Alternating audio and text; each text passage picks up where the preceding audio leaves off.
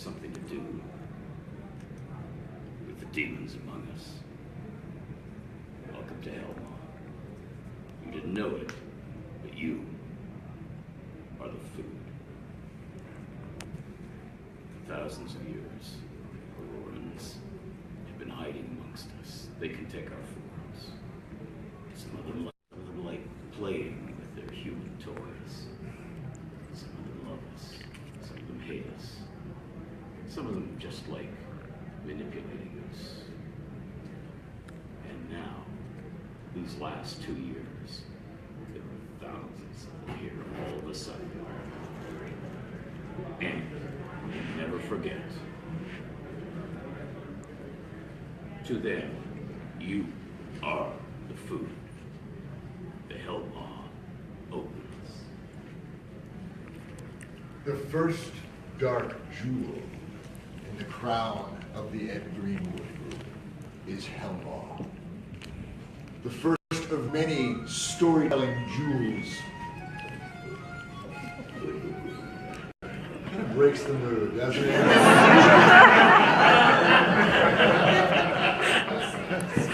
Worked so hard for them. Right, take it from the top. That's right. Okay, everybody out.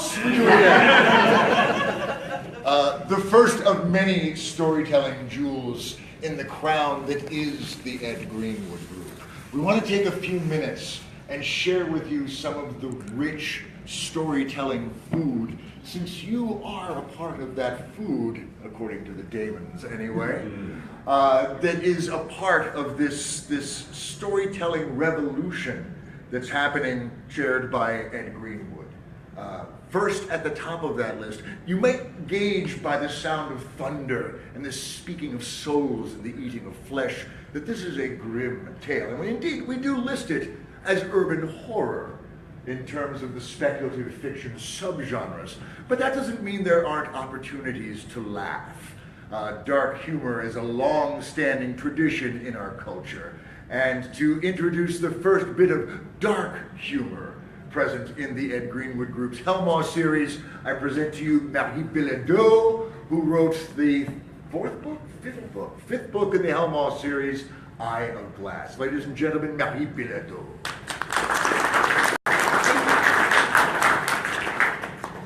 When I was approached by Ed to write in Hellmaw, I got excited. I'd never written anything even in this world. It had always been secondary world fantasy. And then he gave me portraits to choose from on which Damon I would write of. And a lot of them were already spoken with, even though I was one of the first books to come out. I was a bit of a late hire, if you will. And he said, I can get one of them released for you because your book is coming out earlier. And I said, no, show me who's not spoken for. I don't want to take anyone's creative toy away. And he showed me this portrait of this woman who just, looks angry, and she has no body. This is her spine. And Ed said, I have no idea why she has no body. They're supposed to have bodies. I'm like, awesome, I want this one. She's scary. I don't know why she's this way, but I think I know that she wants to be a model, right? So this is the story of Jada, who's on the cover. I'm going to start reading from chapter 2, just the first scene. At this point, Jada is a bit of a trickster. And she's been watching a lot of detective television while she's been healing. And she likes the crime dramas. She doesn't have much to do. She has no body. She's finally figured out how to get out of her room and slither about. And she's been playing a trick where she wants to go into a morgue and scare a morgue technician and visit a morgue at the same time. So this is where we come in chapter 2. Jada waited in the darkness, listening intently to the banging sounds outside. The technician hadn't come to visit yet, and it annoyed her. This had been meant to be an entertaining evening. The technician's lazy ass robbed her of her amusement. There are other ways to speed this up, she thought, extending her spine. She slithered out of the bag they'd covered her with, and remembered their faces slathered with disgust and fear. Someone really tore into her, the surly-looking detective had said. Looks like that, doesn't it, Sherlock? She'd wanted to respond, to watch him jump, just like on the ghost shows. But no, she'd wanted to play this prank tonight. Seeing a morgue would be interesting anyway. She'd try the other prank next time on a detective. With any luck, it would be the same fedora wearing one.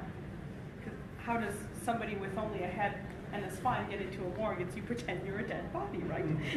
You've all done this before, I know. Freed from the bag, she glanced around. Her body-size holding area was dark by human standards, but she could see well enough. A low giggle escaped her. The night promised to be fun, after all. With the end of her exposed spine, she tapped the metallic side of the container, gently. Tick. The noise outside stopped. A few seconds trickled by, and then the technician resumed his activities. Jada bit back another laugh. Tick, tick, tick. This time, he even turned off his tiresome music. She kept the same rhythm, constant and unhesitant. Tick, tick, tick, tick. She could sense his approach and softened the ticking. She didn't want to scare him off from opening the container. If nothing else, she needed to get out of here and get back home before her escape had been noticed. Rolox would lock her up somewhere deep and dark himself if he found out about her outside playdates. Especially if he had to rescue her from a morgue which stank of bleach and sweat, all underlined with the stench of blood. Tick, tick, tick. The door opened, washing the inside compartment with light. Jada turned to look at the opening. No one was there. She grinned and waited, no longer making a sound. An intake of breath. Then a man leaned in quickly, young, wild, curly orange hair and freckled nose, his face round for such a tall and gangly body. His wide eyes could have pushed the boundaries of his skull if his species allowed that. Jada smiled, hissed, and leapt at his face. He yelled and threw himself back, scooting on his butt to reach safety. Jada tumbled down fairly gracefully, keeping her head off their grubby floor as she slithered toward him, still hissing. The man choked out weak screams as he scooted further away, his runner squeaking against the floor as he tried to go faster, keeping his terrified eyes on Jada. He backed right into a metal table and knocked his head on it.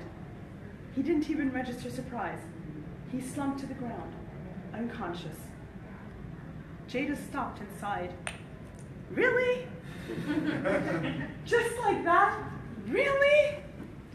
She sighed again, this time more heavily. This would have been a lot more fun if he hadn't knocked himself senseless so quickly. She slithered up to him, debating taking a souvenir. A lock of hair, maybe. But the thought of dragging it all the way back and then possibly having to explain it to Rolox dissuaded her. Kid? Someone shouted in a loud voice, only to immediately repeat it. She thought she recognized the detective. Jada weighed her options quickly. She could go back on her slab and play dead to prank the detective too. She decided against it, preferring the idea of pranking him on the streets, where the chances of being cornered weren't as good. Besides, Rolox would be getting home soon. She needed to get back before he arrived. She found the vent for the air return, turned the one still functional screw loose with the tip of her spine, and then pulled it off. With one final regretful glance at the passed-out morgue technician, Jada vanished out of the vent. And that is from Eye of Glass.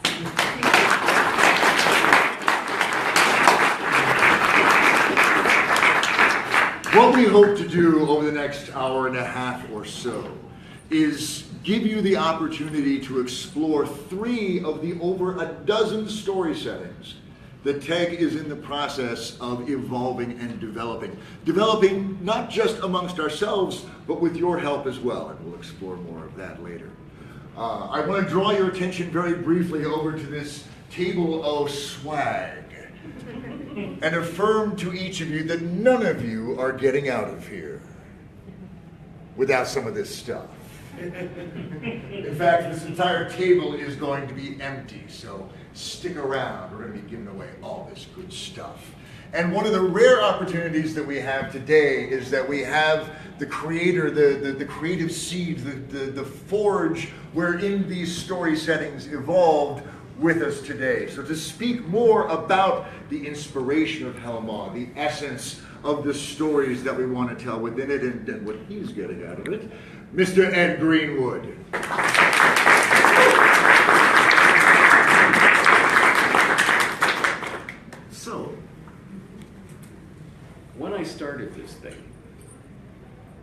immodestly called the Ed Greenwood Group, not by me, but by some of the people working with me who said, we can't possibly trade on your name if we don't use it. I actually thought we would start with the setting we'll be talking about soon, called Storm Talons, which is a more straight-ahead fantasy setting. That was until I saw the demon portraits done by Eric Belisle, who is in Tokyo rather than here today because, you know, life must work. He's the artist. And he painted dozens of demons. We're using them as the covers of Helma. And he's painting new ones for our authors so they can get a demon that they can feel excited about writing a story about. So Helma came from these portraits. I was looking at all these quite different scary or freaky creatures, and some of them are human-like and some of them are definitely not, but their vitality, their life leaps off the canvas. Yes, it's canvas. And I thought, okay, here we have our covers. We don't have to take the time to engage artists, so let's roll with this one first. So our urban fantasy one came first, because that way we can engage more easily with all of you. We can tell mean streets stories all over the world, in all sorts of languages and all sorts of different regions of the world, and they don't have to be mean streets. They can be bedrooms. They can be police stations, courthouses, office towers, leaping out of computers, all sorts of stuff. And that's the other key to Helma. When you look at these portraits, some of these demons seem almost lovable. And so I thought, okay, demon harlequins. Yeah, demon lover. Yeah. Okay. And then there's from there you inevitably go to the pratfall, the farce, the bedroom farce, or the Noel Coward and so on, where doors bang open and people just miss people, people hide under beds and in closets. Now what if you could do that with demons? Because, okay, right away, all the demons have to be able to shape change into human form. Okay, what stories can we tell from there? And how many different stories can we get? And that is the essence of the Ed Greenwood Group. As this is a sensorium, a creative collective, not just different sorts of creators, sculptors, artisans, artists, writers, musicians, voice actors, all of that. I can get all these different takes on demons so that we can tell all sorts of different stories, so that Helma won't just be you walk down an alleyway and some demon tears you apart. Ah! Because we've all seen that. Yeah, we'll do some of that. That's fun. Okay, unless you're getting torn apart. But we can tell those stories, we can tell all sorts of stories. And that's the essence of this thing we're starting. We want you to find a setting, and we're going to crank out lots of settings, and they never end. So Helma is first. Storm Talons has already started. We'll have a third setting, well, the Realms of Tag has already started too. We'll have yet another setting starting, and they run side by side. They keep on running, and you folks determine what you want more of. And we will be having ways that you can interact, write your own fiction, and do your own games, role-playing and board games within all of the settings. Everything's evolving, so exactly how we do things, some things will change and some things will still working out right now. But Helma is off and rolling, and as you can see from here, there are already 8 published Helma novels. There are already 2 of them out now for Storm Talons, or is the third? Okay, the third is out. Okay, good. And short stories in Helma as well? Yes, yeah. And should I mention Onder Magazine at this point? I think you ought, absolutely. Yes, okay. Yes, Onder Magazine, which will have short stories in all of our settings. And one of the things we're encouraging our creatives to do is to write an introduction short story that sometime before their novel that leads up to it, and write a coda short story, something about what happened after their novel. And Amazing Stories magazine is one of our partners. You know, they're not part of TEG, but they're one of our partners. They are serializing the first 3 chapters of each of our main novels in Amazing Stories, so you can try before you buy. You can actually dip into each novel and say, yeah, do I like this one? Do I want more? Yeah. So that is Helma. Helma isn't just demons among us. By the way, this is not the Bible's demons, anyone face demons, although some humans may mistake the Aurorans as the biblical demons and think they can, you know, exorcise them and do other stuff. Now, there'll be a lot of fun. That they are what we are calling demons. They call themselves the Aurorans, and they go from many worlds. And every world is theirs to use, just as we look at our world and say, oh, we can take lumber, we can take minerals, we can take everything. They take the cattle. Hi, cattle. Ed, I don't mean to interrupt, but I'm manifesting latent psychic powers. Okay. I hear questions Yes. in people's minds. I want to give everyone an opportunity to ask. Oh, please stay. Any questions for Ed regarding the Helma story setting, or the Helma universe, or the way it's rolling out? Now, let's not always see the same man. I could have swore I heard it. Yes, sir. I'll start with a question. So you're presenting a setting that's focusing heavily on demons and their motivations and how they interact with the world from their perspective and their point of view. How will you connect the reader and maintain the human elements and allow that? How do you make the demons distinctly demons and still connect with them without being human in a demon's style? So to rephrase your question, how do we maintain the human connection through a inhuman character or protagonist?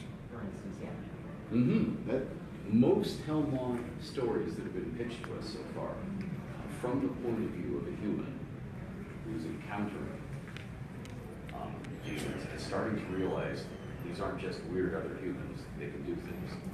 And most of our authors also do cutaway scenes in which you get to spend time with the demons without humans around, so it's over the demons' shoulder. And perhaps I should give away a little bit of the story. You probably ought. Yes. Okay. There are gates between worlds, and Arant, the homeworld of the demons, is one world. Earth, our Earth, is another. There are yet others, and the Aurorans inherited a lot of these gates. Very few Aurorans know how to make new gates. Some Aurorans know how to control some gates, but these gates were there before the Aurorans reached a high enough level of civilization to know what they were and how to use them. And they referred to the race, the vanished race that created these gates, as the Elders. So they had some gates that could control, and they would literally send expeditions through to get cattle, get lumber, get whatever they wanted. And they also used particular gates because, of course, anywhere in any society, those in power realize, hey, if we can control flows of things, that gives us more power. So they started putting guards on the gates and controlling who could use them and how. And they would use Earth as a dumping ground for their criminals. Their misfits. And criminals to them was somebody who wouldn't play the game, wouldn't fit in their society. It didn't necessarily mean a bad demon. It meant a misfit, someone who broke the rules, someone who wanted to do their own thing, whatever it was. And they would push them off to Earth. That's how come there have been demons here for thousands of years. Perhaps some of the ancient Roman senators were demons. It certainly sounds like it. And they've been here, and some of them want to eat us. Some of them want to make love to us. Some of them want to rule small banana republics. And many of them don't want to rule because they realize that in human society, that's painting a target on your back where you're fine. So they rise to become the Grand Vizier or Major Domo behind the throne. My lord, perhaps you should distribute the shortage amongst the peasants. Or perhaps they become the head bureaucrat. So all the power then comes to them.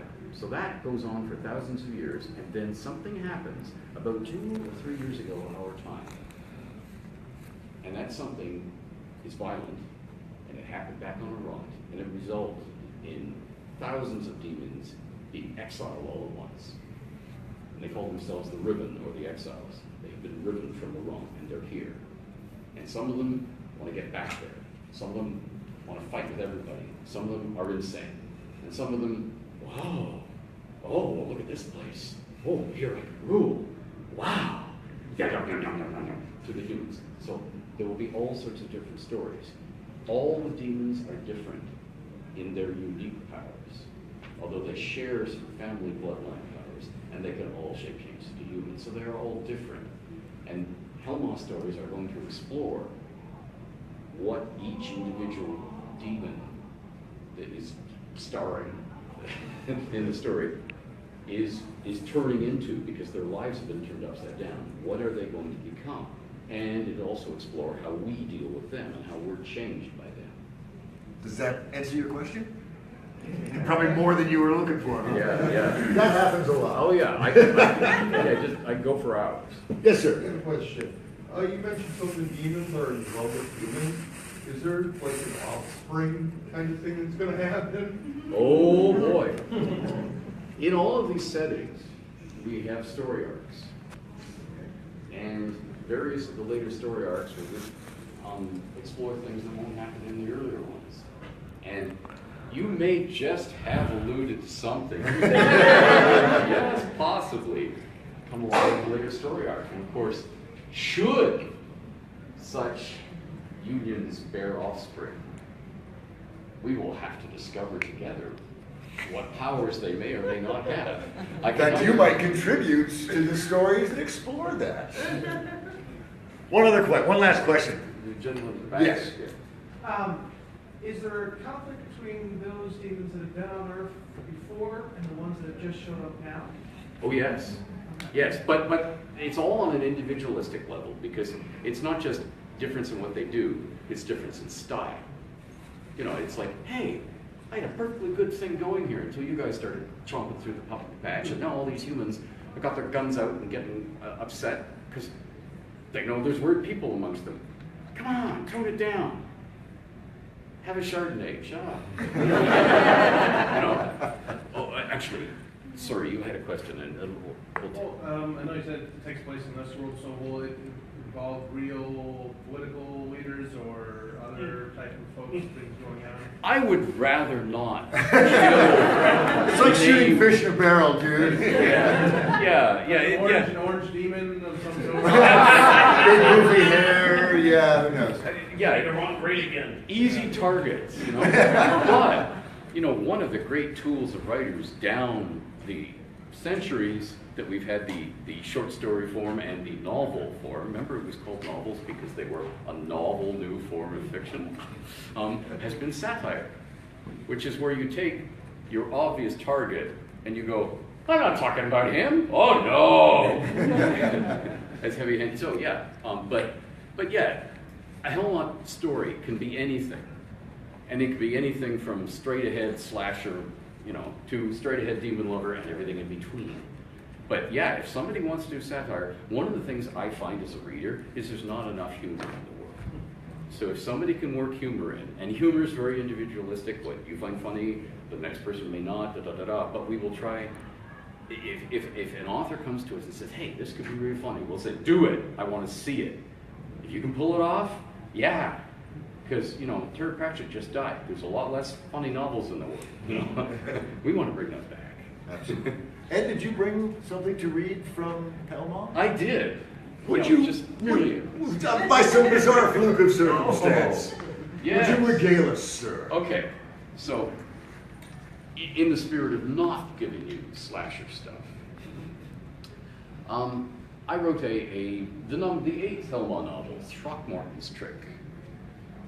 Throckmorton is a demon, but Throckmorton is also a cat, as in Throckmorton got trapped in the form of a cat. So this is an early chapter from the novel Throckmorton's Trick. The chapter is An Unexpected Name. So there I was, minding my own feline business, prowling the light scrub field's edge woods along a dusty gravel rural road in the middle of nameless nowhere, hunting small rodents and brainless birds in the tangled underbrush, when suddenly I had company. Tires crunched on gravel, louder and louder, as a car veered off the road, slowing rapidly, and came to a halt on the grass verge. The doors swung open, and 2 humans got out. A man on the ditch side and a woman from behind the wheel. Both of them left the doors open, the woman hastening around the front of the car and making for an overgrown culvert or a one-time lane to a long-vanished farmhouse crossed the deep ditch, making her route into the trees easy. "Won't be a minute, Jack," she barked. Good looking, hmm? She'd be stunning if she didn't look so hard-bitten and, well, tired. Bags under her eyes, mouth thin from too much clamping it shut in anger and frustration. I can't tell human ages with any real accuracy, but she and the man were what you call middle-aged. "Take your time," the man drawled amiably, getting out a cigarette and a lighter and going to lean against the tail of the car. Cheap plastic disposable. He was wearing a rumpled trench coat over what looked like a work shirt and jeans, and I saw a bulge at his hip that I'd learned meant holstered handgun amongst humans. The woman wore tall, point-toed black boots, jeans, and a trench coat too, and she was heading straight for me. I froze to wait and see which way she'd veer, probably towards that fallen horizontal tree, to sit over the edge of it and relieve herself. Yes. I backed to where she wouldn't see me. She had a gun too, and you just never know when humans with guns will haul them out and shoot at something. And she crouched under concealing leaves. I listened to her unzip and rustle and then make water. As she did so, she let out a great sigh of relief.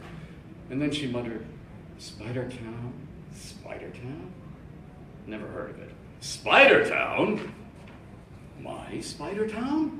I made haste to get as close to the woman as I could without being obvious, getting a good view of a curvaceous backside as she wiped herself with a tissue fished awkwardly out of her back jeans pocket, then dropped the tissue into the dead leaves and stood to pull her jeans back up, still muttering, "Spider Town, Spider Town. No. Rings no bells, makes no sense. Sounds like a place name, yes, but what the flying dicker-dee does it have to do with 2 murders halfway across the province from each other? Ooh, do tell. This I had to know more about, especially considering the murders, being as Sarlock's hunters were on the prowl. The woman wasn't quite idiotic enough to wear boots with stiletto heels, but she still had to pick her way through the underbrush with care, so she didn't move quietly. It was ease itself to dash past her, cross the ditch without sauntering across the old laneway mouth she had her eyes on, and sidle under the car to the roadside of it, in her open door, and down into the footspace of the empty back seats. Yes, they were cops. The car had the usual comm unit and laptop, not to mention the insulated coffee jumbo sippy cups jammed into the dashboard holders. And the back seat had the usual complete and utter lack of door handles. I made it to my chosen riding place undetected, while Jack was still strolling idly up and down trying to finish his smoke, and the woman was still finding her way back to the road. She got in first, and then Jack joined her. The doors clunked with those heavy, reassuring, metallic, "Palace gates are closing" slams. One of the few things I like about human constructions, but the car didn't rock with the arrival of either of their weights. Good, solid, heavy police car. Bang, bang, smash, smash. The wheels ground in gravel, and the woman steered us back out onto the still deserted road. "Sorry, Jack. Shouldn't have finished my coffee. Hey, when you gotta go, you gotta go. You've stopped to let me water the flowers often enough. Back to our desks?" "Yes," the woman said, making the word a weary hiss. "Gotta send a broadcast email to see if anyone else has heard of Spider Town. The internet says there's a ghost town by that name not far from here. Completely gone. Just a crossroads on the Mount Carmel Road." Yes, but what does it mean? I'll take us there, but I doubt we're going to find heaps of bodies or murder weapons, helpful explanatory letters from the killer, or anything. We're going to find nothing there. That's what we're going to find. Yes, but the first words out of the super's mouth are going to be, "And what, Detective Inspector Staunton, did you find at the Spidertown place? You know that." "Uh-huh," the woman said humorlessly. "Don't ever let him hear you do that impersonation. Dun-Dun isn't known for his sense of humor." "Huh? Who names their kid Dunstan Dun-Donald Bellowhead anyway? I mean, it fits him now, steaming through life like a battleship. But there must have been a time when he was a skinny little squirt starting school, right?" "Presumably." The woman, Staunton, spat out that word on a warning note. I took it to mean that she and Superintendent Bellowhead, her boss, had a past history together. Presumably. They obeyed a stop sign somewhere in the middle of nowhere, and Staunton turned right. "Spidertown, here we come," Jack muttered. "The fuzz coming at you." "You," his superior told him in mock disapproval, "watched entirely the wrong movies and TV shows when you were growing up." "Hey," Jack replied easily, "I'm here, aren't I? A veteran detective constable on the provincial force, shiny new shoes and all that, while I'm still growing up." That earned him a big grin. "Jack, don't ever change. Hey, I love it when you talk dirty to me. Talk inappropriately to me. Someone looking for an inappropriate boot up the backside? Hey, I have to pay for that in Toronto. Suppose you quit digging yourself a deeper hole and spare me any deeper hole jokes you've saved up, no matter how clever you think they are, and tell me where along the Mount Carmel Road to Spidertown is, or isn't, if there's nothing left to see. 2 clicks west of Mount Carmel, where a road crosses. This is dirt road. The Blackbush line on the north side, and the paved road, Salem Road on the south side. So, not all that far. No. The car rushed along in silence for a bit before Jack added, "What if the killer left a booby trap there?" "Well, we're being paid to be the boobies. I was planning on just slowing down and driving through a would rubberneck the first time, then turning around and doing the same thing, turning down one of the crossroads, and then coming back to head along the other, before we even stop and get out." "Sounds good. I'll get my eyeballs out." Smart ass. That's the problem with being a cop. We sit on our asses all day, squashing our smartness and farting on it whenever it starts to get going. But everyone expects our smartness to shine. I wasn't going to mention the odor in here, but seeing as you brought it up, Jack, what the hell did you have for breakfast? Raw skunk drowned in garlic? Hey, frozen microwavable bacon jalapeno cheeseburger comes in its own cute little box. Well, take it out of the box next time. It had a photo on the outside that bore no relation at all to the thing inside the box, right? Ugh, must be the ink, because, yuck, ugh. Sorry, Tan, it's okay. I smelled worse. All of those last 3 stiffs, pretty right. Her hand suddenly plunged down between the seats and almost gave me heart failure. But I stretched my way down low and hauled my hindquarters and tail up to join the rest of me out of the way, just in time as she felt around for something. And felt,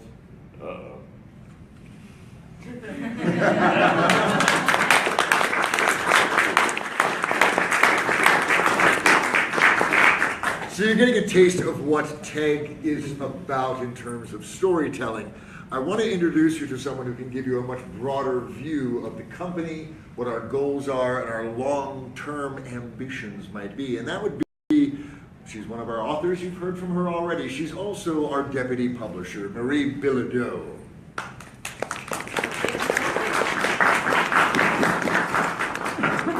You handed a book in time at TAG and they'll make you work some more because they think you're competent in many things. So I came in as deputy publisher a few months ago, much to my great pleasure. And what I was told was when TAG started, it was a small thing between Ed and a few of his friends, just a few. And ever since then, it has grown out to over 500 creatives who do a variety of things, which I will describe more later. And these 500 creatives are all part of the Sensorium of Creatives, we call them. So they're TAG Sensorium of Creatives. They get their own little portal, they get to play.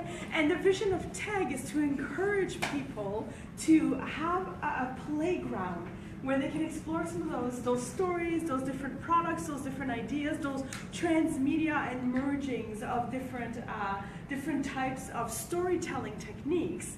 And we give them some awesome worlds, settings developed by Ed Greenwood, and then we invite them to come play within those worlds. Now we have 15 settings planned over the next 5 years, and over the next 10 years that will explode to more than 30. So we haven't announced all of them because we're still debating how insane we are. But please keep an eye out on us because we will explore more. I will discuss a bit more about the settings, but before I do that, I wanted to introduce you to a few of the Cesario members who are in the room at this very moment. They're like covert Cesario members, some of them too. So at the back, you've already met Jeff Thetford, who is our door guardian. Another one of our creatives is Jolene Ochak. Please stand, my friend. I'm making sure I'm not missing anyone here. We are very lucky to have some of our lore guardians. So the lore guardians are the first line of defense because, again, many settings. So Ed has selected people who will be able to look at the works first, say, this fits the lore, or it needs to be rejigged this way. So we have two of them here.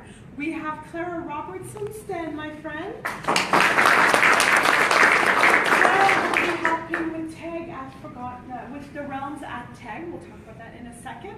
And also with another one of our settings, the Great Galactic Game. And we also have Kat Jarrett here, who is our Storm Talons.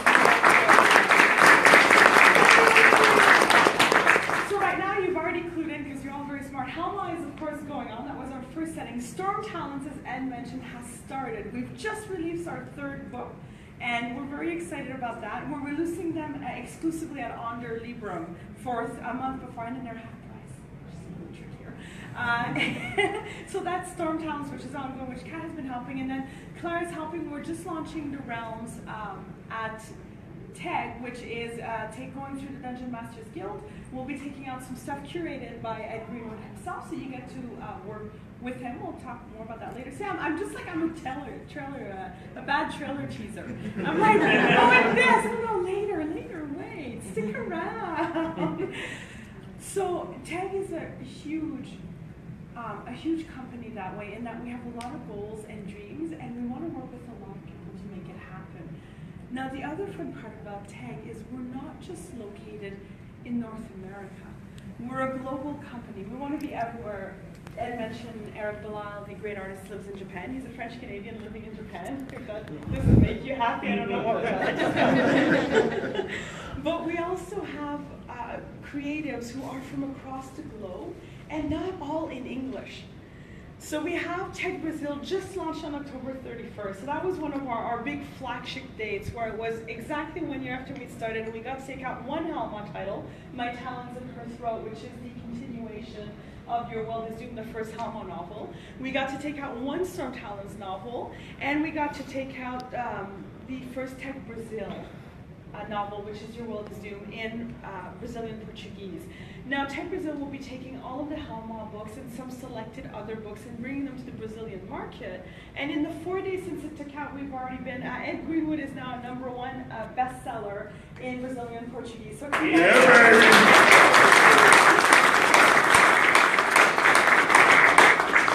and we'll be inviting some creatives as well, especially since we have TEG Brazil, to create in their original languages. So not every book is going to be English first. Now, don't ask me how we're going to do the lore checks on those. We'll burn that bridge when we get to it. It's going to be fun. Another big component that we have here, and another Cesario member that I've not introduced to you, but you have had the pleasure of hearing today, is Mr. Dave Robinson himself, who is the managing director for TEG Audio. Did you want to give us a few words before I talk to you? Absolutely.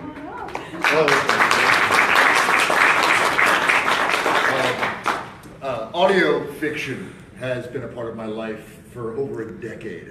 My wife and I started a nonprofit radio theater company in Fort Collins, Colorado back in 2003, and ever since then that bug has been in me. So when Ed invited me to play in the Helma Playground, I'm going, audio drama. We gotta do some audio drama. So coming up in March of 2017, we're gonna be releasing Exiles, which is gonna be a 12-episode audio drama series ongoing and continuing exploring the life and adventures of 12 distinct demons, above and beyond the demons that are focused on in the novels and short stories, which is going to be great fun. We're actually drafting those scripts right now. But of course, audio is not limited to just the spoken word. You heard some of that fabulous rock and roll badassery was happening as you came in and settled down. That is the rock soundtrack to Your World is Doomed. That will also be released in March of 2017, composed and compiled by John Emilio, who is the host of the Functional Nerds podcast and a brilliant composer, an aspiring game and symphony individual. And that's the wonderful thing about tech, is that if you have passions in a certain format, a certain medium, a certain way of telling your stories, whether it's through music or audio or text or painting, there's an opportunity here to engage in that, to explore that, to hone that craft with others who have maybe been a farther down the road than you. It's a very collaborative, very supportive environment. And that's just the thing. We have a rock album currently in production for Words of Unbinding, which I think is going to be probably won't be the first, but it's going to be one of the most awesome rock albums associated with an epic fantasy book ever. And that's very exciting as well. So the opportunities are endless here, and I'm just delighted to be able to have a part of that with K Audio. Thank you, Dave. You bet.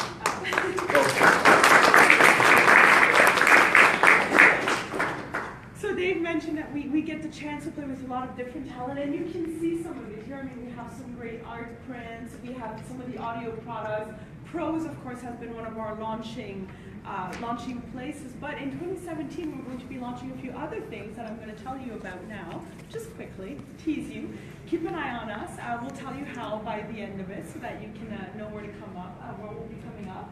So at the end of the month, on November 30th, the Forgotten Realms at TEG will be launching. We'll talk about that more later. Again, why is she even up there? And then next year, we'll have 2 more settings that we're launching. One of them will be Folklore the Affliction.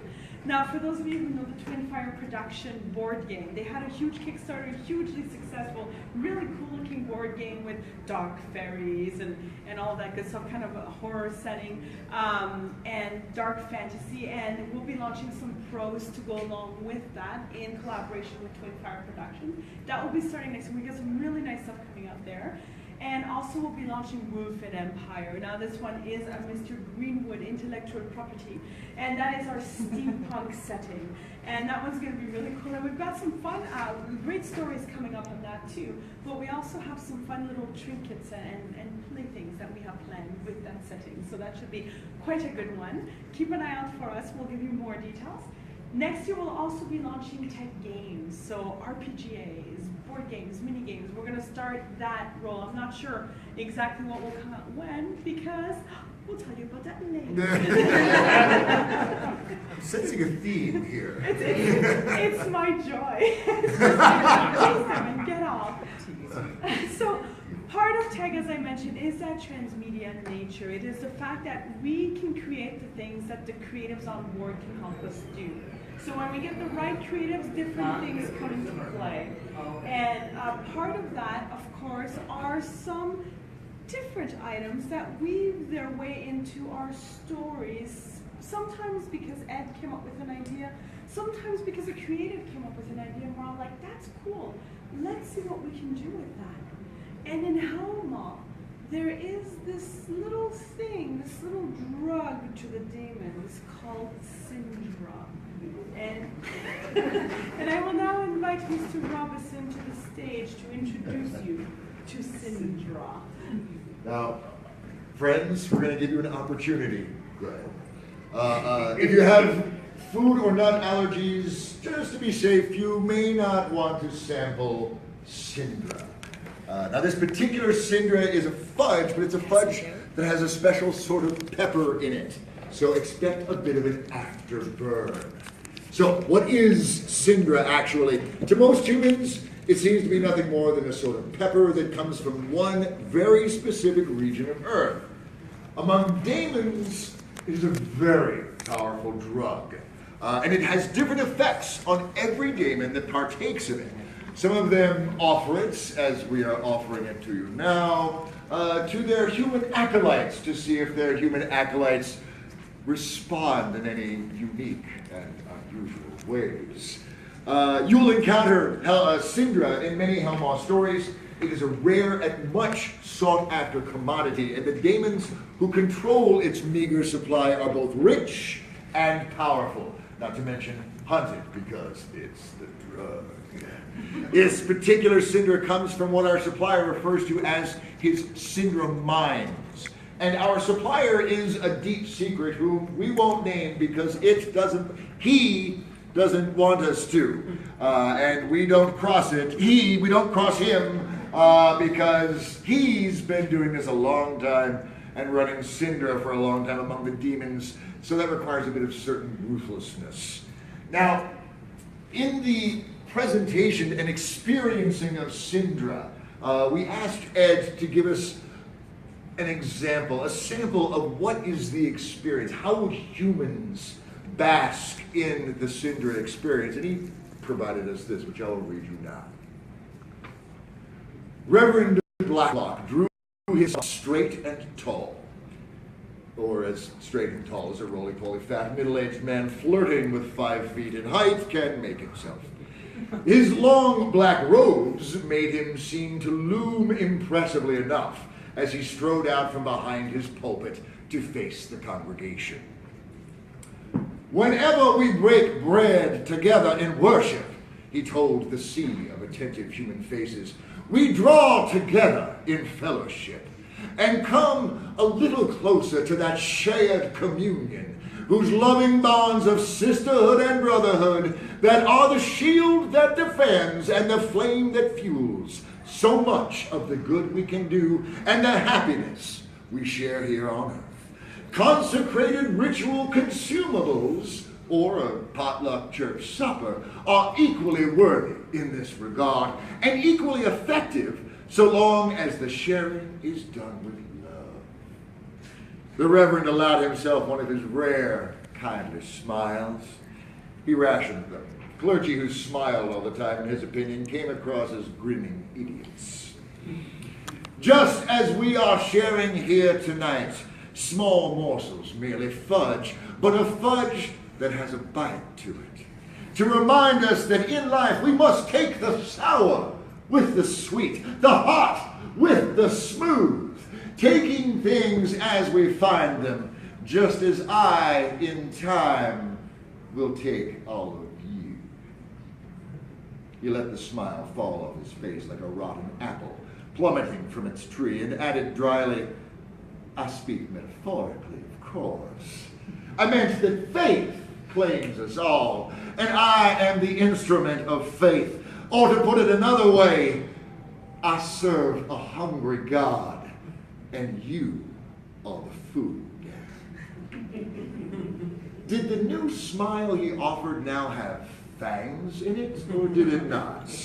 Most of the congregation couldn't be sure as sudden lightning flashed outside, thunder split the heavens with an almighty crash, and the lights went out. Couldn't have done it more dramatically if I'd tried, the Reverend said to them all in the darkness. But it's nice to have divine help. I'm sure power will be restored soon enough, but until I can get some candles lit, enjoy your fudge, your taste of Syndra, and if you should feel, odd sampling it, y'all come and see me and we'll, talk.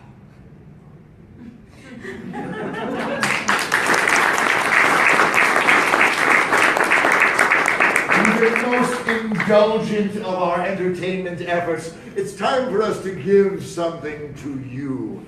Specifically, we have 2 complete sets of the first 7 Helmar novels in hardbound.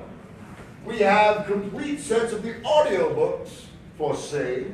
We have oil on canvas portraits from the covers of Helmar. We're giving all this goodness away. So let's start with that. Let's start giving away a complete first 7 book edition for Helmar. Ed, would you be so kind? Ooh. Get your tickets ready. The ticket number is, I'm just going to go with the last three numbers, okay? Last three numbers, 9, 3, 7. Come in, Benito!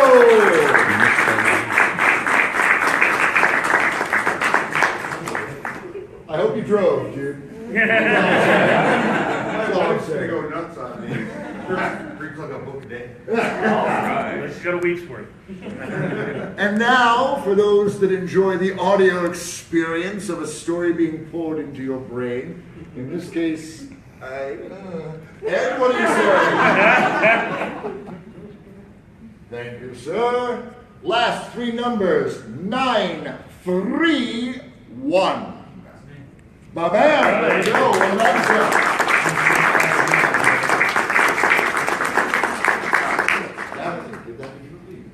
Thank you, madam, so much. Very good. All right, so we have more to give, and we absolutely will give, so hang around. But let's talk. Let's jete off to a cool place, a new place, something we haven't discussed much of, and that is Storm Talons. Now, we'll certainly have Ed come up and give us the full recounting of Storm Talons, but epic fantasy setting. Magic is everywhere. It's epic fantasy, right? Not so much in Storm Talons. Just like nuclear power or vast economic funds can be dangerous in the wrong hands. Clearly, as anyone who's ever gamed, magic can be dangerous in the hands of people that can wield it willy-nilly. Well, there's a persona in the Storm Talons who has taken this to heart and realizes that if everybody's casting magic, we're going to get blown up at some point in the future. So this individual says no.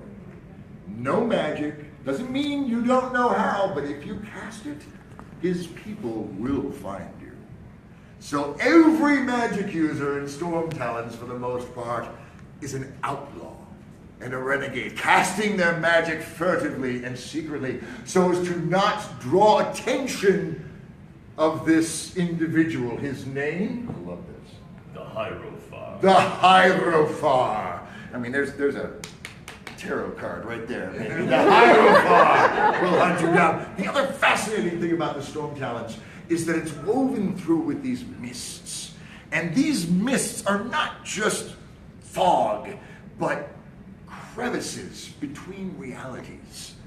And if things come out of the fog, run in the other direction. It is most unhealthy to be near these things and to actually go into madness itself. And again, all player characters, we know everyone is in this going, I'm so going into those mists. I am there. There must be the hand of Vecna is in there somewhere. I'm getting a piece of that. And that's going to happen in our stories as well. So, to start us off with Storm Talons, who do we have a reading from? What a shock. A fiction reading. Is that what the premier Storm's book, Words of Unbinding. Even in the darkest alleys of lawless Tantalus, a city that held the likes of Merez the Eye, Lawler the Slayer, and Zormrel the Deadly Dancer, there were some who strode without fear. Such a one was Malhalark, whose dark and pointed beard jutteth forth from the cowl of his hooded robe, very much like the upthrust 3 fingers gesture, the hook, that angry Tantalans were apt to favor each other with in the heat of dispute. Few trifled with him as he stalked, for Malhalark, as the entire decaying seaport knew, from the burliest dockers like Bremger the Necklace, to the most timid and scuttling grocers like Yormund of Bale Alley, served the Hierophant. Wherefore, Malhalark could stride alone down the darkest, narrowest, and most noisome alleys of Tantalus without collecting hurled daggers or dangling gills. though he usually went with 3 or even more mountainous armored figures in hooded robes that matched his own, striding menacingly along at his back. Not tonight, though. 6 ships had come in, and there were many matters of sinister persuasion and scores settling for his swordhounds to deal with. Heck. Tonight, in the deepest heart of a wet and foggy night, Malhallark stopped quite alone. Aside from the scurrying squalor and the dark and greasy water rats were so ever-present that Tantalans learned to accept and brutally dissuade them almost before they could walk. They were as much part of Tantalus underfoot as the slime and the old worn cobbles.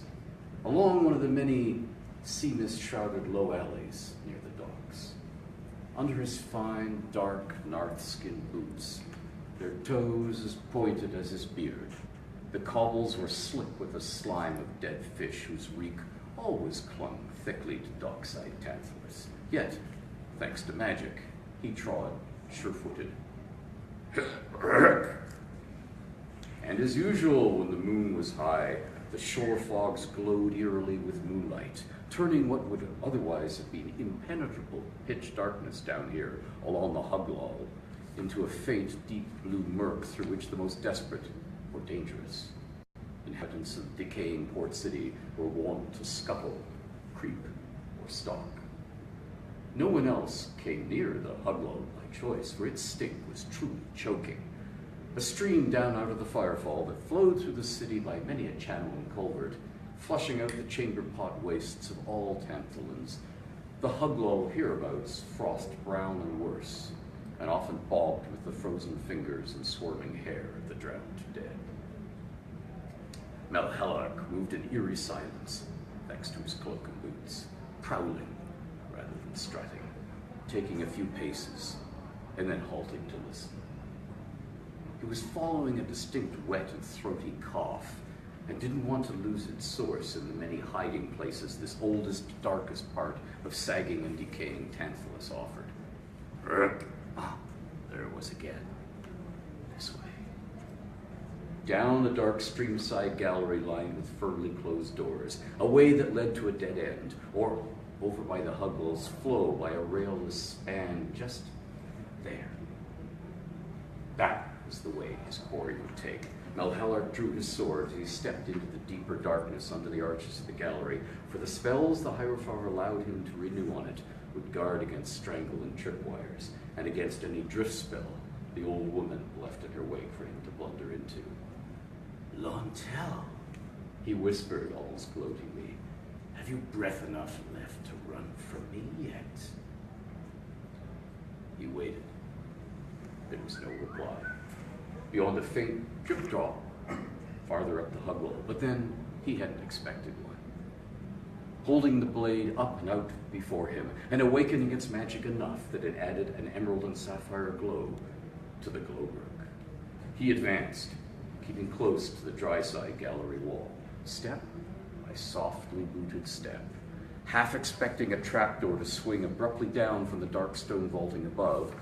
But though he could feel unseen eyes regarding him with cold malice, he met with only silence and stillness.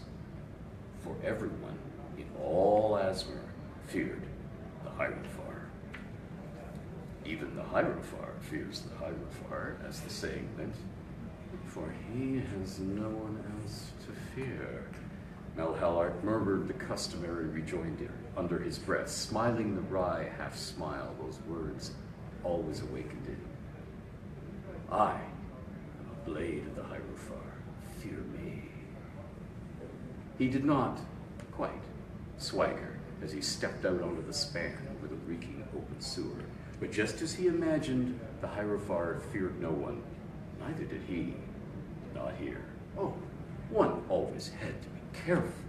But his quarry was known locally as a wise woman, an old crone who worked minor magics. But crones, even those who'd lasted long enough in lawless Tantalus, the rat hole of Asmer, to become old crones, were no match for the blades of the Hierophant.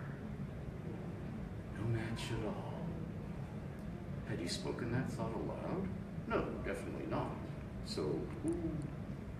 The rough and amused mutter had come out of the gloom ahead of him, at the gently arched height of the span. Now, hard after it, came the cough he'd been following. Urgh. A drift of fog eddied aside, and he saw her, standing waiting for him, stooped and gaunt, at the center of the span. Malhalla cast a swift spell, a battle shielding released with a mere murmur and a single gesture. Bony old woman or not, this was a perfect place for a poisoned dart out of the dark, and one did not prosper in the firefall, or anywhere in her talon, which was all of Asmar Malhalla could ever known, by being foolish. He felt its faintly sighing tingling wash over him, knew he was armored by its unseen force, and advanced along the bridge. Lontel? He demanded. Lontel, Red Cloak? Malhallark? Came that ruffled voice back at him. Malhallark Dreth? She was mocking him, the little glyphit. The alley witch? He asked harshly, striding closer to her and straining to see any sign of a tripwire on or just above the railless span. It would be just her sort of trick to spill him into the huggable, delaying her demise only briefly, mind, but be sliming not only him, but lastingly fouling very expensive boots that fit well, and it was hard to find boots that fit. You should not have come after me, the old woman said crisply, another racking cough closing that observation as she came trudging towards him. You should go, Dreth. You should go now. Or you'll what? He sneered, lifting the sword to menace her. If she just kept walking, she'd run right onto its wickedly sharp tip. It gave a little singing sigh, as if impatient to be slaughtering, and its eerie glow shone more brightly. End your life rather messily, she said sourly. Do I have to explain everything? I know not where Riv's getting his blades these days, but Malhallark lost patience and let her have it. Feeble old woman be damned, unleashing a thornfire spell from the sword. It was far more than what was needed to take the life of one wrinkled crone who was barely a sword's length away. But she wasn't stopping, and there was a warm bed and a warmer broth tankard waiting for him back at... The world went away in searing flames that he had just time to realize with surprise were cold. Why? Why were they cold?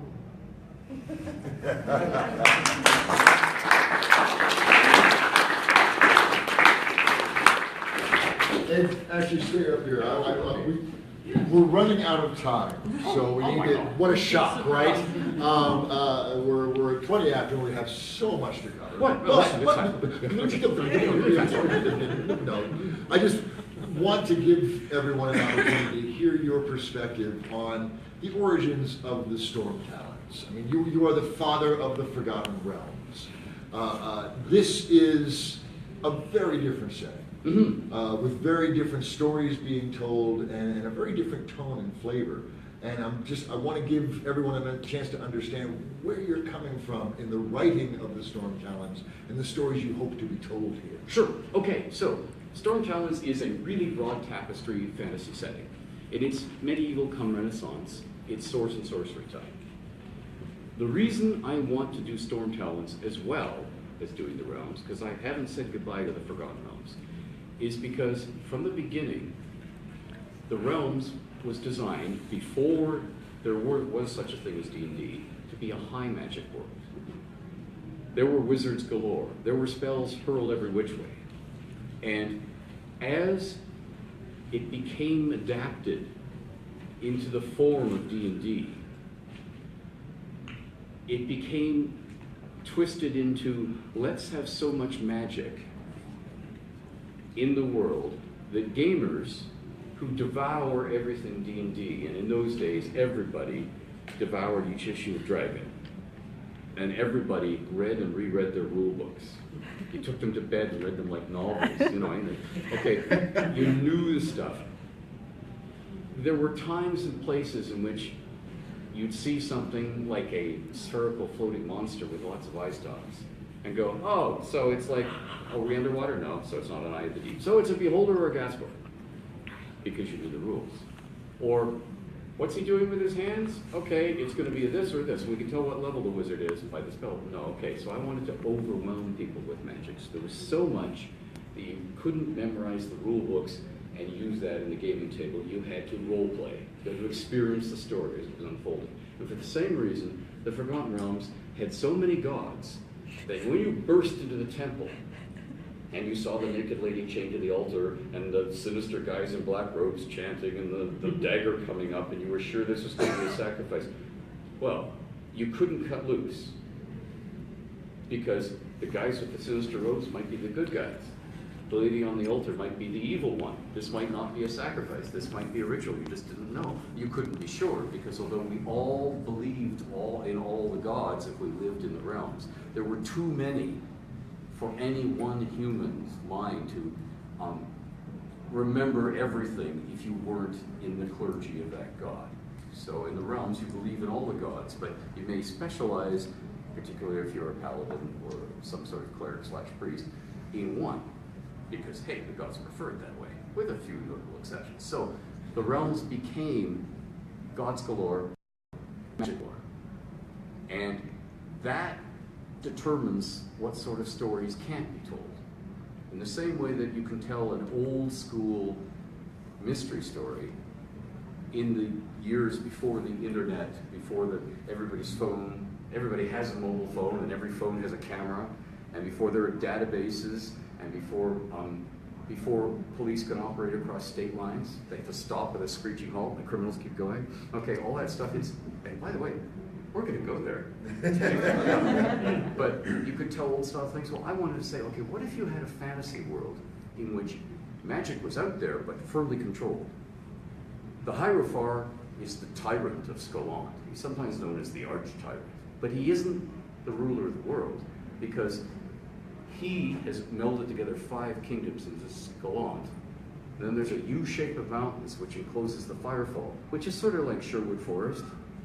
It's all little communities separated a day's ride along these trails, and Tantalus, the lawless port, where all the outlaws and brigands and people on the run everywhere in the world go, is at the mouth of the Firefall. And then on the other side of those mountains is Religor. Religor is where all the priests of Religor rule. And the Religor, they're benevolent and they're lawful. And if you like a sort of Amish, Pennsylvania Dutch, call it what you will, well, happy bucolic breadbasket where everybody works long and hard and farms all day. There's peace, order, and good government as long as you do exactly as you're told. Okay, so adventurers, wouldn't feel good. But they, collectively, are the counterbalance to the Hierophar. So it's a Cold War détente across the entire world. What that means is, and by the way, there's only 6 gods in this whole world. There are a few cults, but they are really some of the 6 in disguise. So now we have low gods and low magic instead of the realms. Lots of gods and high magic, and you can tell different sort of stories. If you like Conan, if you like Fafhrd and Grey Mouser, if you like lunch bucket fantasy, where an individual person can rise from their lonely log cabin you can tell those stories more easily in Storm Talents. This is good old-fashioned swords or sorcery. You get to put the wheels back on the wagon and wonder where your next meal is coming from. That's Storm Talents. That sounds like fun.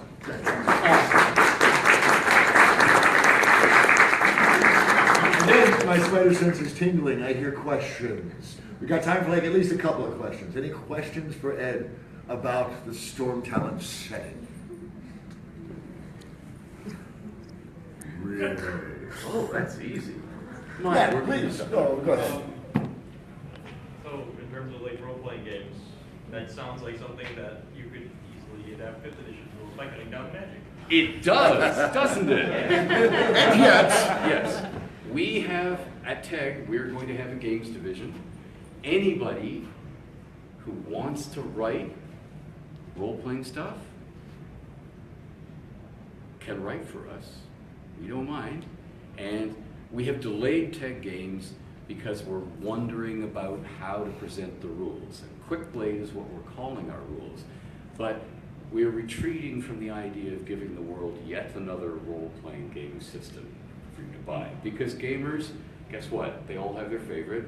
And we all tinker whatever our favorite. We have our house rules and the bits we take out and don't use. And there are bits that we do that this other way. And that's cool. Why don't you go on doing that? Instead, we at TAG are all about the stories. So why don't we give you the stories? And you can take a module that you've got somewhere else, or that you've written yourself, or that you bought from some other gaming system, and you can stitch it into one of our stories. And yes, we will have adventures that go with a lot of the major novels. And we'll talk later about the realms of TAG. Yes. Real soon now, actually. Real soon, And but not just yet. Yeah, but doing that very thing. So very much a system agnostic role-playing environment where, as Ed said, we can focus on the stories rather than the mechanics. Oh my God. Mechanics. Other questions before we roll Doctor, on? it's me, mechanics. All right.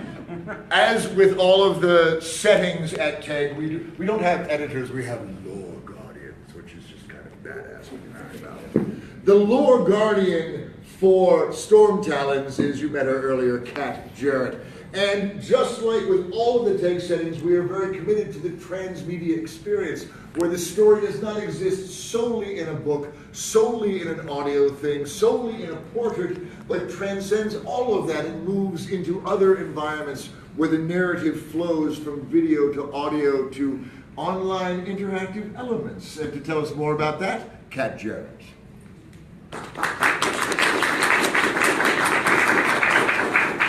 Thank you very much, and let me tell you, we have an amazing deal for all of you who have attended today.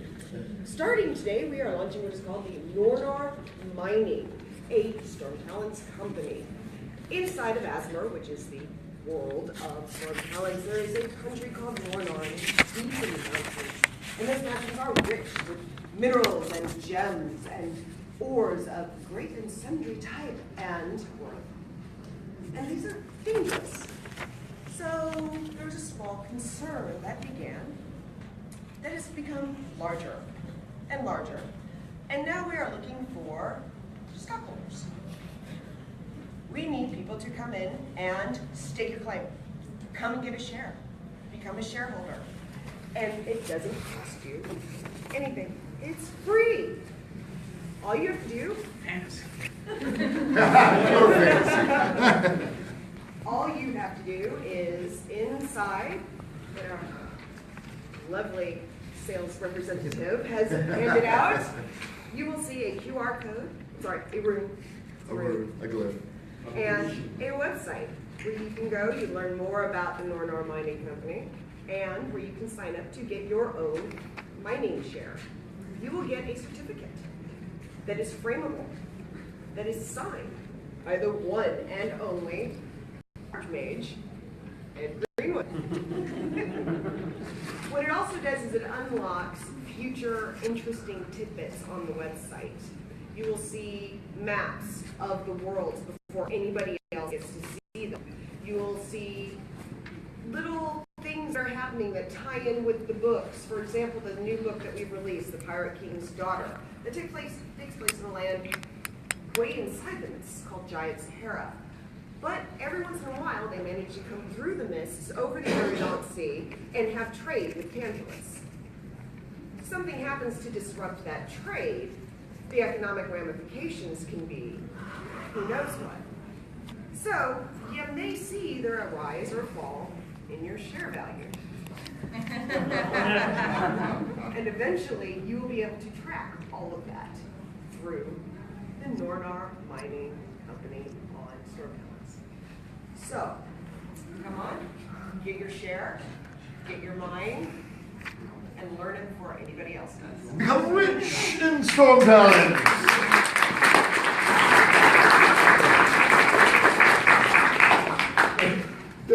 For every one of these gems that we're presenting to you, there's like 5 others that people are percolating even as we speak. We can't even tell you about. But we need to give away more stuff, more swag, more wonders. Another store, not Storm Talon, we're back to Helmar. A complete Helmar book set. The first 7. What? Woo.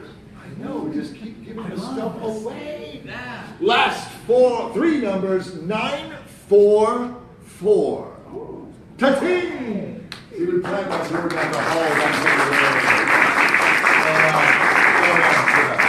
And now for a complete audio set for Helmar. Last three numbers, 9, 4, 2. Ta-tang!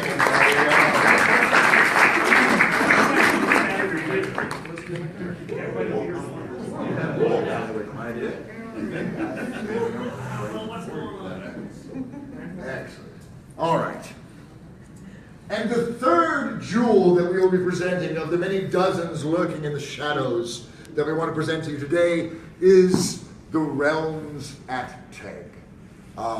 Recently, circumstances opened up the realms for exploration, where anyone that wanted to play in that playground could explore that rich, fertile storytelling ground that we've all wallowed in for years, since 1987 when that thing hit the streets, and we freebased and mainlined that bad boy and said, yeah, Forgotten Realms, I'm liking it.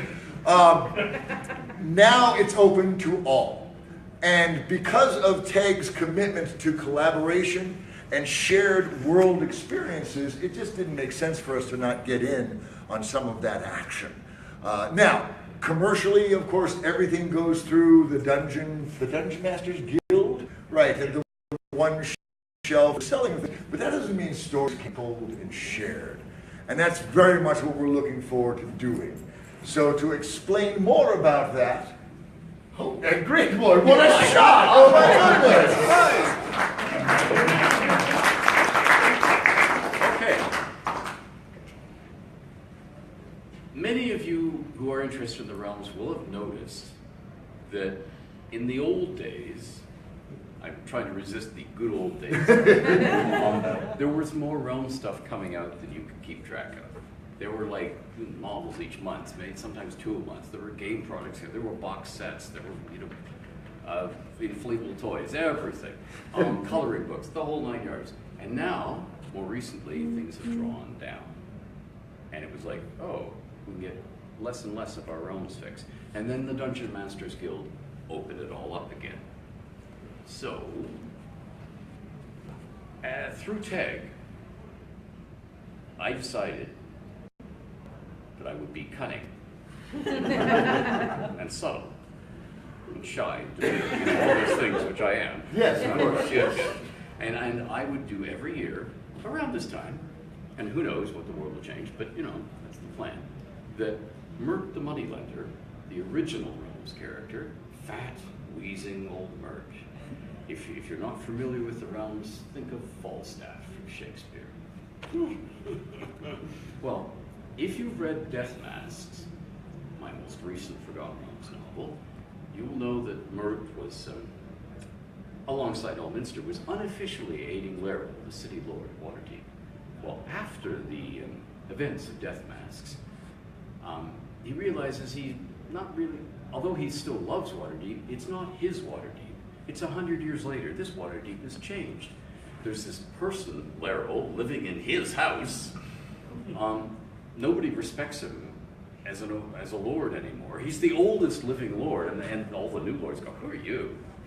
Because he was away for a century, and he says, he looks around Waterdeep, and all the buildings have changed, and all the nobles he liked to go drinking with and occasionally get into bed with are dead and gone, and their grandchildren are living in the same noble houses and don't even know who he is. And he decides, okay, I'll do what Laeral wants. I'll become her little secret agent because, hey, I'm subtle. No thanks. And, being a merchant who's used to swindling, I'm getting rich. He just like, hey, maybe I could make a bit on the side. So, I wrote a little tale of Mert called All Things Through the Bright Flames, which is on Dungeon Masters Guild. And every year we'll do a little tale of Mert.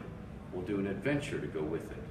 I've written the first one, but from here on in, I want Caesaria members to write them with me. I mean, you guys do this writing, I'll sort of do the lore guidance and feed you the lore stuff you need, but I want it to be your adventure, so you will get to write in the realms with me.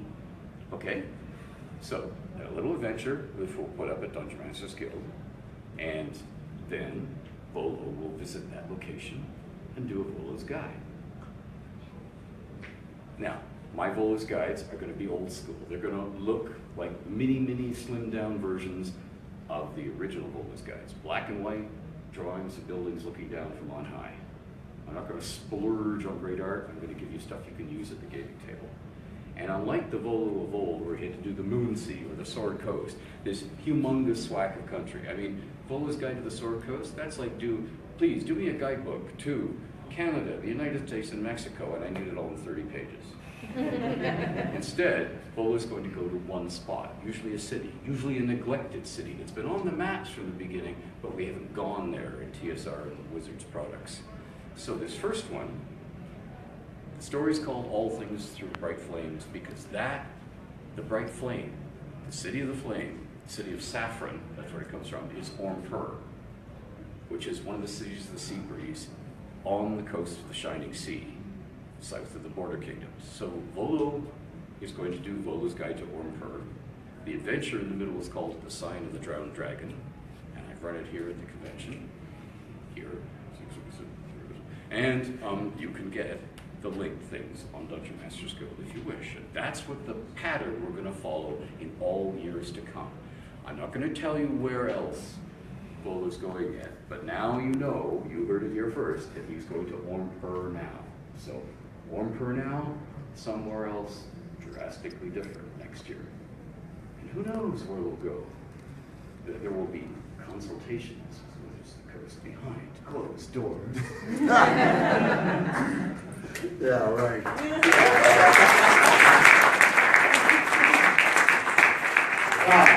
Questions about the realms? I mean, you got Ed Greenwood here. You got questions about the Forgotten Realms? You got the guy. Yes, please. I know you probably can't answer this, but if I don't ask, I'm going to get in trouble if I don't ask. Do we know, is there anything actually going to be written about any more novels involved? Any more novels? Yeah, novels. NDA. What's that? NDA, non-disclosure agreement. Yeah, I kind of figured. From answer. Thank you. The real answer is, it depends on how the movie does. Okay. Okay? Ooh, that will that's determine. I'm sure that if the movie is a smash hit, you will see a little book with photos for the movie Okay. and one sentence on a page. Mm-hmm. Okay. And then there'll be the chapter book, and then there'll be a novelization. Okay.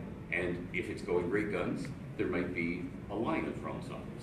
Okay. But that's an if. And I'm sure that that's the way Wizards of the Coast is thinking right now. And even though we have not actually discussed this in so many words, yeah. So, but I cannot speak any more about the things because I only know about my friends, Bob and Aaron and Troy, Right. and myself and what we've written and what we've written. Right. Now that's the fiction that is now out on the Dungeon Master's Guide. The Guild, sorry. Yeah, that's why. Yeah, I say we guide do too. this. I say guide too. That bit of tasty treat about Mert is just the beginning of the fiction that we're flowing from Tag into the Realms setting. Is that correct? Mm-hmm. Yes. So there will be fiction to come. Perhaps not a Watsi-endorsed novel, but there will be tales to be told. Yeah. We're thinking more in the realm short stories. Okay. Or vignettes. Okay. Yeah. Ma'am, you had a question, I think. Did you? Oh, that was the same question. The same question. Yes, sir. Will Elminster have any books like Volo's got now? Well, Elminster and Volo have been busy together in Volo's Guide to Monsters and Dungeonology, both of which were briefly available here at this convention. And then vanished. Yeah. So Volo and Elminster have been sparring a bit because Volo also survived the 100-year jump, and if you read Death Masks, you'll know how and why. And Elminster's determined that this young whippersnapper is going to cut down on the amount of lies and misinformation and truthiness. He is indulging. Truthiness? Truthiness. Truthiness, yes, that's a Truthiness. word. You see, because Elminster is the one person in the realms who keeps an ear on our world, and he likes to pick up fads. He loves pina coladas and tequila sunrises. He has been experiencing craft beers, and except for the craft beer that he pronounced What a wonderful way to trick your people into drinking toothpaste. He quite likes most of them. So yes, he has been paying, and the term truthiness caught his ear because he's dealt with so many rulers in the realms who in turn dealt in truthiness with their subjects. And he senses that this is a word he could use, but he thinks Volo is the very embodiment of truthiness, and this must be stamped out. The most, everyone stretches the truth in Elminster, but Volo pulls it for miles and wraps it around corners and ties it in bows, and this must stop. He must be curbed and brought back because he might lead you astray, leading the nice family into a brothel because he gave them the wrong review on Volo's guy. Or you think fine dining and it means raw eel pulled from the sewers 5 minutes ago and put on your plate. Stuff like that. And he thinks this is wrong. So he's been sparring with Volo. But I predict, through my NDA travel predictor, that Elminster, you will be seeing and hearing from him again in some way and in some means. Because you just can't keep a wizard like Elminster down. Not even with the latest copies. We may have said too much. Oh, okay. No, actually, speaking of saying too much, we have a lore guardian here. We do who should indeed. Take over and handle the tough I stuff. couldn't agree more. Clara Robertson, ladies and gentlemen, the Lord Guardian. Thank you very much. So, as you just heard, we are doing stuff at TAG in the Forgotten Realms. Seriously, I'm doing this. And they said it so many different times, you can do it, right? You guys want to know how? Yes. Well, that's what I'm going to tell you. You have to impress me. Sorry, guys. I'm kidding. You do have to actually write an RPGA. Right now, we're talking short stories, but we are looking right now specifically for role-playing game adventures. That's what we're looking for. And with the amazing amount of homebrew adventures that I have played in personally in the Forgotten Realms, I can only imagine what's waiting, right? You guys all have ideas, all have places you want to go. And that's what we want to know about. Now, the first step is in Onport. We heard that. I'm not going to tell you anything else about where we're releasing next. You have to come follow us, Facebook, Twitter, tag.com. Come to the greenwoodgroup.com. Sign up. Get the newsletter, you'll get the announcements, you'll see what cities we're writing in, where we're writing in, what we want to hear from, and when you see your little area, get in there and type it out and send it, because one of our Sensorium spots is going to you guys, to the public. So we will be choosing one of you, if more than one of you are super awesome. I suppose maybe we might choose two, but right now we're going with one. And that person will get to be pulled into the Sensorium. We'll get to work with Ed. We'll get to work with me. We'll get to write for the Forgotten Realms. And you'll get to go, hey guys, at my gaming table on Monday, we're going to play this adventure. Oh, whose name is that? Oh, that's my name. That's my name. With that Greenwood. I did that. You're going to get to do that. So send it in. I want to know what you guys have. It is super awesome. I'm really excited to see it. Like I said, I've done so many homebrew games. They're just amazing. And of course, the stuff that's already printed is amazing. But you never know what you're getting from a homebrew table, right? You just never know. So create your monsters, create your adventures, send it in to us. Come to the greenwoodgroup.com. Send me a pitch. Keep an eye out for these because I'm really excited to work with you guys. And so you'll be working with me first, and then we'll be going to Ed. And when we go into the short stories, of course, we'll make announcements for that also. Right now, focusing on the RPGAs, the game modules. So come send me your stuff.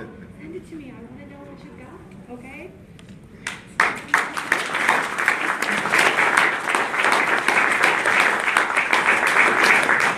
All right, we're drawing to a close here, but we still have a bit more swag to give away and one last treasure or two to impart. But let's give away some goodness, shall we? For another audio version of Helmar. Thank you.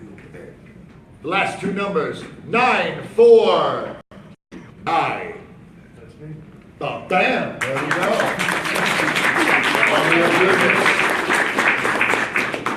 This portrait is of the demon known as Beautiful Death, adorning the cover of Ed Greenwood's first book, Your World is Doomed. This portrait is going home with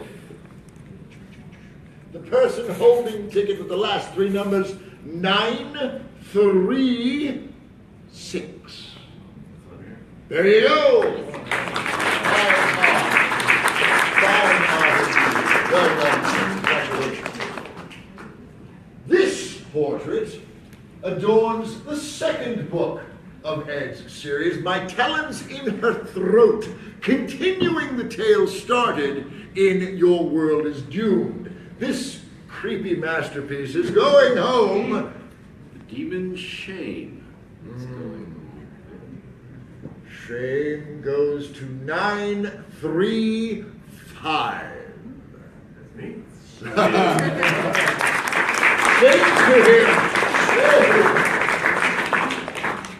Outstanding. Now, many of you I see are empty-handed. That is unacceptable. So, upon your departure, we have plenty of time, we have portraits signed by Eric Belial, the artist of each of these, featuring Beautiful Death, the demon featured in Blind Justice, and the demon featured in Dragon Dreams.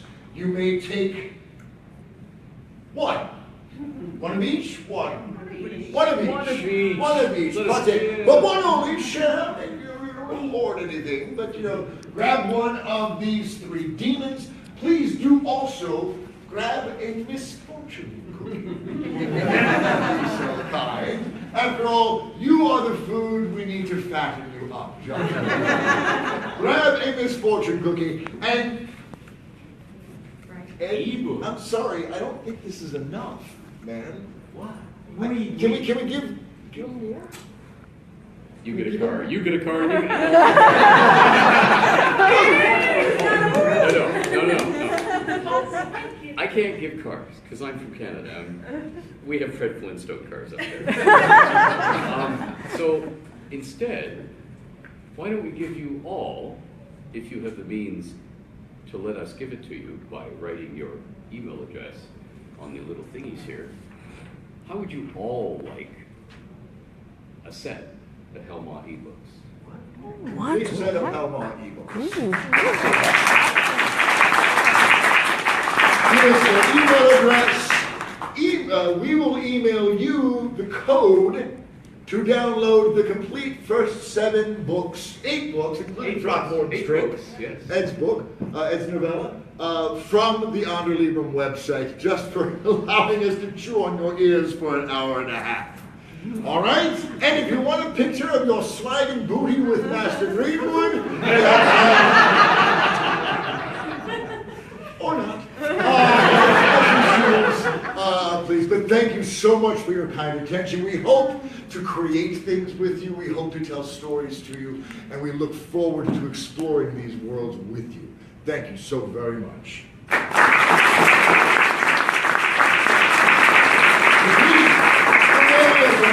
Let's make this easy. Come hither. Fortune cookies for everyone. Artwork. All of it. I'm gonna. Yes. Live streaming for the Facebook Forgotten Realms Archives group. Excellent. Just want to say hi. Hey, give me the camera. Give me the No, this is live streaming. You sure? We're live streaming. Hello, guys. Hi. The Realms is not dead.